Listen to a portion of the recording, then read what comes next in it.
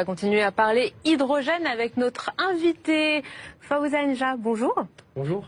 Vous êtes le fondateur et président de Nemix. Alors Nemix, c'est un tout nouveau constructeur qui se lance dans l'hydrogène, vraiment vous à 100%, et alors avec le véhicule, la carrosserie à la mode, c'est-à-dire le SUV.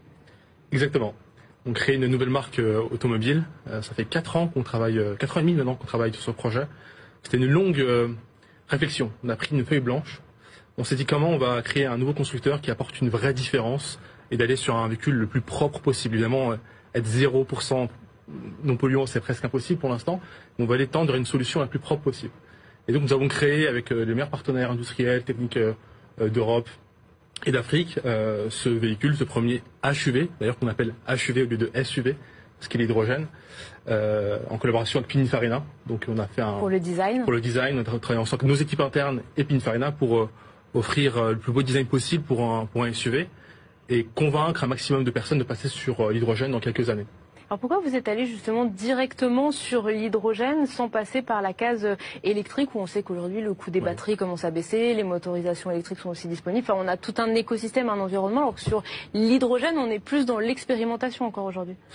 Avant de commencer le projet, on a passé environ 8 mois d'études approfondies sur quelle technologie on part. Il y avait au départ, il y a 4 ans et demi, le plug-in hybride, il y avait la technologie batterie classique et l'hydrogène.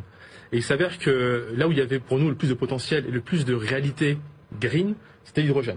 Forcément, le challenge est beaucoup plus grand et plus complexe, mais on croit en l'avenir et on sait que dans ces transitions, aujourd'hui on fait une transition du plug-in hybride à la batterie et on fera une transition petit à petit de la batterie à l'hydrogène. Par contre, je suis convaincu que la batterie ne remplacera pas tous les véhicules et l'hydrogène également. Ça sera un mix qui se fera. Justement, comment voyez-vous l'avenir entre le switch, en tout cas le partage de marché entre les voitures 100% électriques à batterie et celles qui fonctionneront à l'hydrogène? Comment vous le voyez ça? Alors les choses peuvent beaucoup changer, évidemment on le sait, mais à ce jour, on se rend compte que les véhicules à batterie sont très pratiques en ville, parce qu'on peut facilement avoir des prises pour recharger ses voitures durant un rendez-vous, un entretien et repartir avec une certaine autonomie. Do not forget to subscribe.